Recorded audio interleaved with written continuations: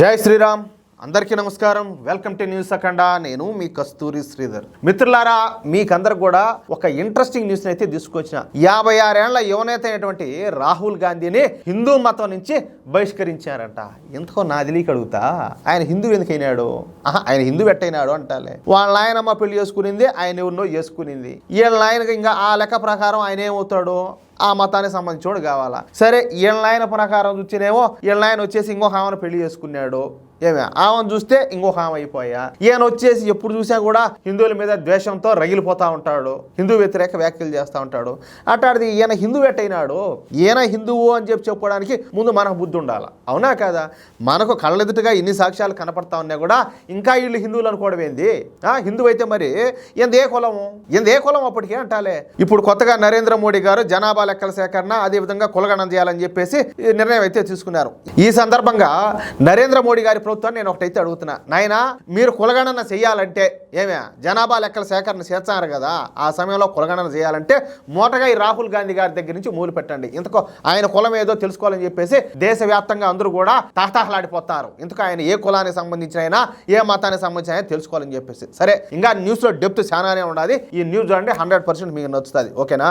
ఏదో అదృష్టం కొద్దీ మన 56 ఏళ్ల యువనేత రాహుల్ గాంధీ మన కర్మ కొద్దీ మన దేశానికి ప్రధాన ప్రతిపక్ష నేతగా మారిపోయినాడు. అంటే ఒక కేంద్ర కేబినెట్ మంత్రి హోదానైతే అనుభవిస్తున్నాడు అనమాట. అంతేకాకుండా రాహుల్ గాంధీ మన దేశంలో ఎక్కడికి వెళ్లాలన్నా అక్కడికి వెళ్లే అధికారం సంపాదించుకున్నాడు. అలాగే లోక్సభలో ఎక్కువసేపు మాట్లాడేటటువంటి అర్హత సంపాదించుకున్నాడు. ఫలితంగా రాహుల్ గాంధీ నోటుకు వచ్చినట్టు మాట్లాడడం ప్రారంభించాడు. ఈ క్రమంలోనే పార్లమెంట్ నిండు సభలో దేశమంతా వినేటట్టు, ప్రపంచ దేశాలన్నీ కూడా చూస్తాయని ఏ మాత్రం ఆలోచన, ఇంకిత జ్ఞానం లేకుండా హిందువులను ఈ దేశంలో మెజార్టీ ప్రజలైనటువంటి హిందువులను అరాచకవాదులుగా, హింసాత్మకవాదులుగా చిత్రీకరిస్తూ అతి దారుణంగా హిందువులను అవమానపరిచాడు. అలాగే మనుధర్మ శాస్త్రం గురించి మాట్లాడుతూ మరోసారి పిచ్చి ప్రేలాపనలన్నీ కూడా పెళ్ళాడు. అసలు మనుధర్మ శాస్త్రం ఎలా ఉంటుందో, ఆ మను ఎవరో కూడా హిందువులకు తెలియదు. ఒకసారి మిమ్మల్ని మీరే మీ అంతరాత్మ ప్రశ్నించుకోండి. ఇప్పుడు ఈ మనుధర్మ శాస్త్రం అంటే ఎంతమంది తెలుసు? కావాలంటే ఒక పోల్ ఒకటి పెట్టండి, మీరు కూడా ట్రై చేయండి. పర్సనల్గా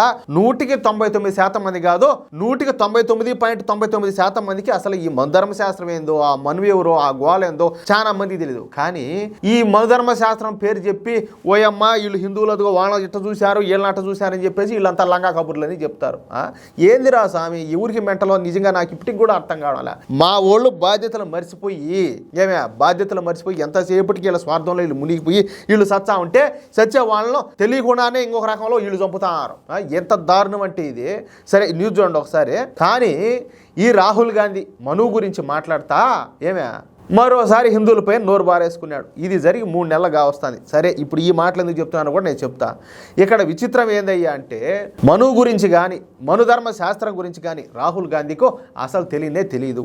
ఎవరో స్క్రిప్ట్ రాసి ఇచ్చుంటారో ఆ స్క్రిప్ట్ను ఈయన గారు పార్లమెంట్లో చదివి వినిపించాడు. అది కథ. నిజం చెప్పాలంటే రాహుల్ గాంధీకు మన దేశ ఆచార వ్యవహారాలు కానీ, సంస్కృతి సాంప్రదాయాలు కానీ ఏమీ తెలియవు. కానీ తనకు అన్నీ తెలుసు అన్నట్టు కలరింగ్ అయితే ఇస్తూ ఉంటాడు. బిళ్ళప్రాయుడు అనమాట, మామూలు బిల్డప్లు కాదు. ఈ విషయంలో రాహుల్ గాంధీని ఎక్స్పోజ్ చేయడంలో భారతీయ జనతా పార్టీ మాత్రం ఘోరంగా విఫలమవుతుంది. పార్లమెంట్ లో సడన్ గా ఈ రాహుల్ గాంధీను మన దేశంలో ఎన్ని రాష్ట్రాలు ఉన్నాయని చెప్పేసి టక్కమని అడిగినారనుకో, దెబ్బతో రాహుల్ గాంధీ ఎక్స్పోజ్ అయిపోతాడు. అంటే ఆయన ఎంత మేధావో బయటపడిపోతాడు అనమాట. తన పరువు తానే పోగొట్టుకుంటాడు. దాంట్లో మాత్రం డౌట్ ఏం లేదు, అవునా కదా? నేను చెప్పిన మాటలతో మీరు ఏకీభవిస్తున్నారా? సరే, శంకరాచార్య స్వామి అవిముక్తేశ్వరానంద సరస్వతి అని చెప్పేసి ఒక ఆయన ఉన్నాడు, మావులుడు కాదు ఈయన కూడా. ఈయన గురించి ముందుగా మనం తెలుసుకోవాలా. దీనికి కారణం కూడా నేను చెప్తా. ఈయన ఉత్తరాఖండ్కు చెందినటువంటి స్వామీజీ అనమాట. ఏందే ఉత్తరాఖండ్లోని జ్యోతి పీఠానికి పీఠాధిపతిగా వ్యవహరిస్తూ ఉంటాడు. ఈ అవిముక్తేశ్వరానంద సరస్వతి పచ్చి కాంగ్రెస్ మనిషి. పేరుకి కాషాయ గుడ్లు వేసుకుంటాడు, ఏదో స్వామీజీ లాగా ఉంటాడు. కానీ కాంగ్రెస్కి చెప్పాలంటే నేను ఎందుకంటే అంత దూరం నేను మాట్లాడదలుచుకోవాలా.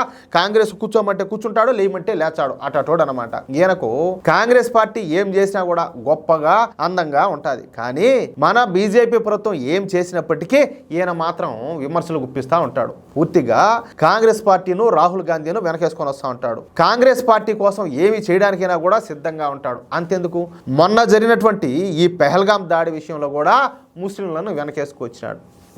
ఆలోచించండి. ఇంకా ఆ దాడి హిందువుల మీద జరిగిన దాడి కాదని సిగ్గు లేకుండా మాట్లాడినాడు. అంటే కాంగ్రెస్ పార్టీ ఏది చెబితే ఈ స్వామీజీ అది మాట్లాడతాడనమాట. అది హిందువుల మీద జరిగిన దాడి కాకపోతే ముస్లిం అలగ్ హోజావ్ అంటే ముస్లింలారా మీరు పక్కకు వెళ్ళిపోండి అని చెప్పి వాళ్ళందరినీ పక్కన నిలబెట్టి పక్కకు పంపించి వాళ్ళు ముసి నవ్వులు నవ్వుకుంటా ఉంటే హిందువులను వాళ్ళ ఐడెంటిటీ కార్డులు చెక్ చేసి మరీ ఎందుకు చంపినారు, మరీ డౌట్ వస్తే వాళ్ళు ప్యాంట్లు ఎప్పదీసి వాళ్ళు శుద్ధి చేసుకోండారా లేదా అని చెప్పి చూసి మరి ఎందుకు చంపినారు, ఉగ్రవాదానికి మతం లేదంటారు కదా, మరి అక్కడ జరిగింది ఏంది, ఈ దెబ్బతో తేలిపోయింది లేదా, మళ్ళీ ఇట్లా డకాయిట్లన్నీ మాట్లాడితే హిందువులు కాలదా, మెట్లతో కొట్టరా ఒక్కొక్కరిన, నువ్వు ఏంది నీకు అత్తయింది అనేది కూడా చూడకుండా మెట్లతో కొడతారా లేదా ఈడ్చి ఒకసారి ఆలోచించండి. ఇక ఈ అవిముక్తేశ్వరానంద సరస్వతి ఈ పెహల్గాం ఘటన గురించి ఈ విధంగా మాట్లాడడంతో ఇక సోషల్ మీడియాలో నెటిజన్లంతా కూడా రెచ్చిపోయినారు. ఈ స్వామీజీను అసలు ఈ స్వామీజీ అనాలంటే నా హ్యాసంగానే ఈయన గారిని విమర్శలతో ఉక్కిరి బిక్కిరి చేసేశారు. దీంతో ఈ అవిముక్తేశ్వరానంద సరస్వతి పైన తీవ్ర స్థాయిలో విరుచుకుపడినారు. అసలు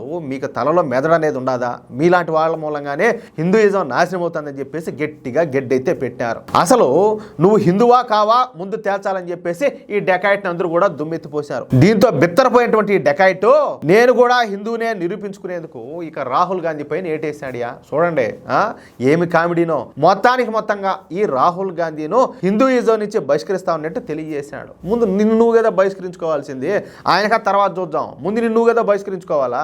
ఇకపైన రాహుల్ గాంధీను తమ పీఠంలోకి రానిచ్చేది లేదని తేల్చి చెప్పినాడు. మరి ఎవడమ్మ ముగ్గుడు చెప్తాడు, ఏది ఈ చేసిన వ్యాఖ్యలకు లంగా వ్యాఖ్యలకు ఎవడు క్షమాపణలు చెప్పాలా, హిందూ సమాజానికి క్షమాపణలు చెప్పాలి కదా, నేను చేసిన తప్పు నేను వాగిన తప్పు అని చెప్పి క్షమాపణలు చెప్పాలా లేదా, క్షమాపణలు చెప్పకుండా నేను ఆయన మీద పోయి ఏటేస్తానంటే అంటే అట్టనా చేసే హిందువులు కొంచెం శాంతిస్తారు కూలవుతారనా, ఏం చేయాలి తెలియదు అట్లన్నీ.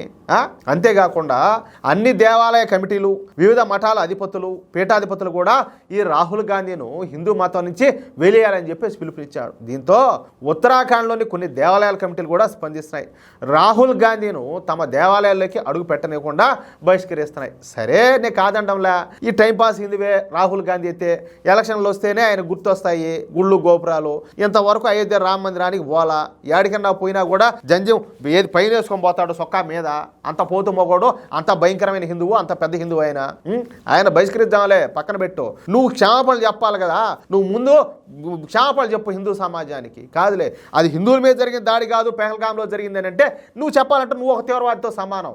నువ్వెట్ట హిందువు అయినావు, నువ్వెట్ట హిందువులుగా పుట్టావు, నేను హిందూ పుట్టకేనా, నువ్వు అసలు స్వామీజీవేనా, నువ్వు డెకాయిట్గా ఎవరు నువ్వు, నా ప్రెసిడెంట్ కంటికి సమాధానం చెప్పి నీకు దమ్ముంటే ఏమే ముందు హిందూ సమాజానికి ఏది యావత్తు హిందూ సమాజానికి ఒక్క బోర్లా పడుకొని ఏదా క్షమాపణలు చెప్పాలా. ఇది నా డిమాండ్. అయితే ఏమంటారా మిత్రులారా, నా మాటలతో మీరు ఏకీభవిస్తే ఈయన స్వామీజీ కాదు డెకాయిట్కి నేను చెప్పి మీరు అనుకుంటే సరే, రాహుల్ గాంధీని మతం నుంచి వెళ్ళేస్తారా లేదనేది పక్కన పెడదాం. చెప్పాలంటే అసలు రాహుల్ గాంధీ హిందువే కాదు నా దృష్టిలో.